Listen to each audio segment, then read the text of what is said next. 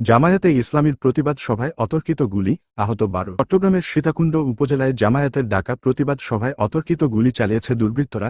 এ সময় 2 জন গুলিবিদ্ধ সহ 12 জন আহত হয়েছেন।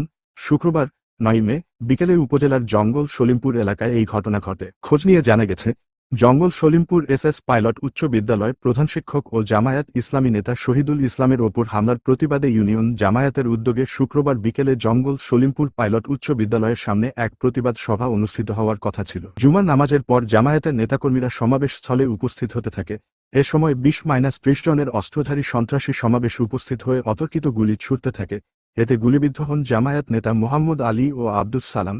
এছাড়াও আহত হন সীতাকুণ্ড উপজেলার জামায়াতের অ্যাসিস্ট্যান্ট সেক্রেটারি কুতুব উদ্দিন শিবলিসহ অন্তত 10 জন।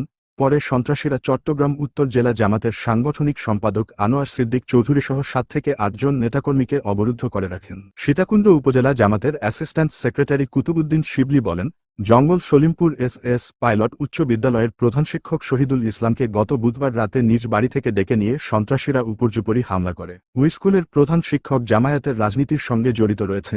এই হামলার প্রতিবাদে ইউনিয়ন জামায়াতের উদ্যোগে আজ শুক্রবার বিকেলে এক সভার আয়োজন করা হয়েছিল। ওই সভায় উপজেলা ও স্থানীয় জামায়াতের নেতাকর্মীরা সমবেত হলে সন্ত্রাসীরা হামলা চালিয়ে সভা লণ্ডভণ্ড করে দেয়। এ সময় সন্ত্রাসীদের ছোড়া গুলিতে 2 জামায়াত নেতাসহ 12 জন গুরুতর আহত হয়েছেন। তাদের মধ্যে 5 জনকে চট্টগ্রাম মেডিকেল কলেজ হাসপাতালের চিকিৎসার জন্য ভর্তি করা হয়েছে।